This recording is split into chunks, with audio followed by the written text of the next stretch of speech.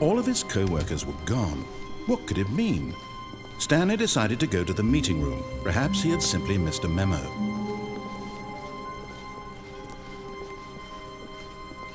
When Stanley came to a set of 2 open doors, he entered the door on his left.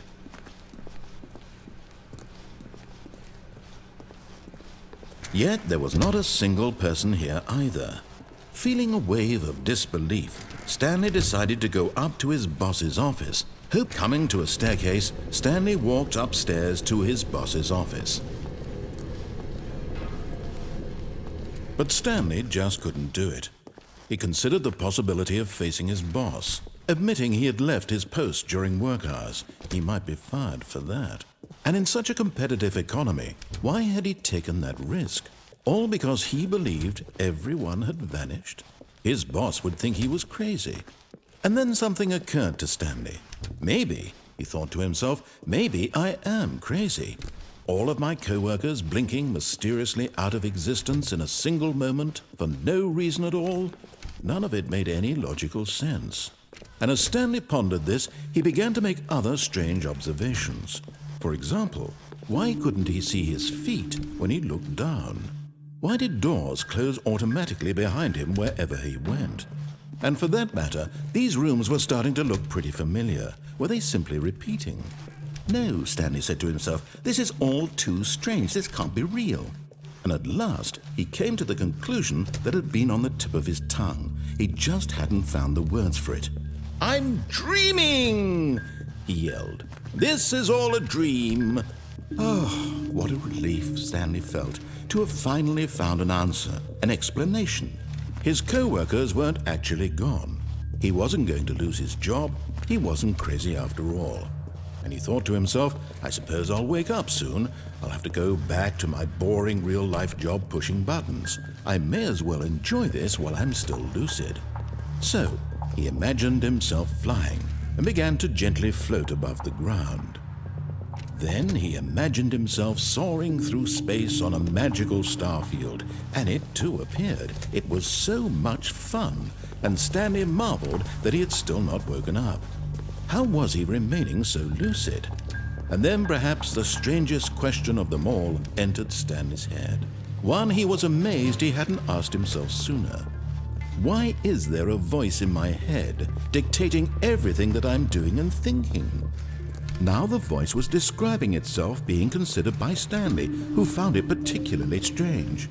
I'm dreaming about a voice describing me, thinking about how it's describing my thoughts, he thought.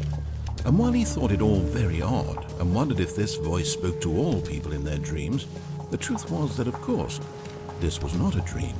How could it be? Was Stanley simply deceiving himself, believing that if he's asleep, he doesn't have to take responsibility for himself? Stanley is as awake right now as he's ever been in his life. Now, hearing the voice speak these words was quite a shock to Stanley. After all, he knew for certain, beyond a doubt, that this was in fact a dream. Did the voice not see him float and make the magical stars just a moment ago? How else would the voice explain all that? This voice was a part of himself too. Surely, if he could just... He would prove it. He would prove that he was in control, that this was a dream. So he closed his eyes gently, and he invited himself to wake up.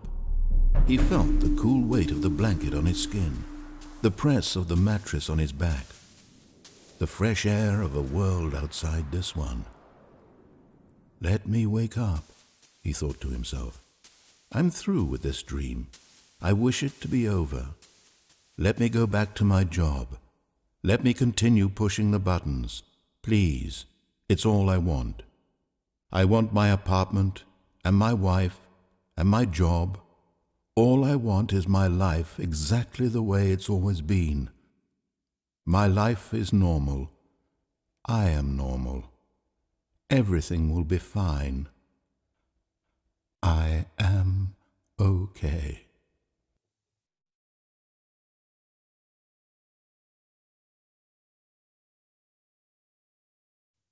Stanley began screaming.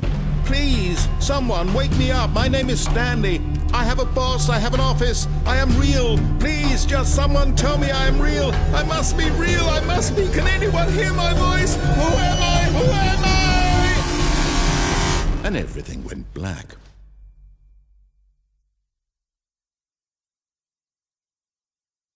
This is the story of a woman named Mariella.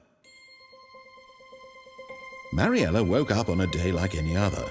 She arose, got dressed, gathered her belongings, and walked to her place of work.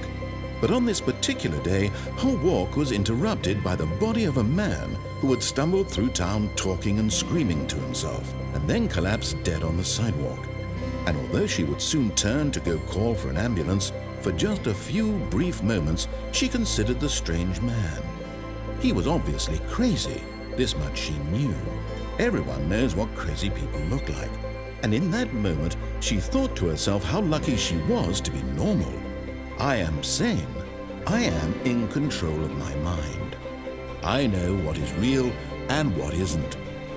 It was comforting to think this, and in a certain way, seeing this man made her feel better. But then she remembered the meeting she had scheduled for that day, the very important people whose impressions of her would affect her career, and by extension, the rest of her life. She had no time for this, so it was only a moment that she stood there, staring down at the body. And then she turned and ran.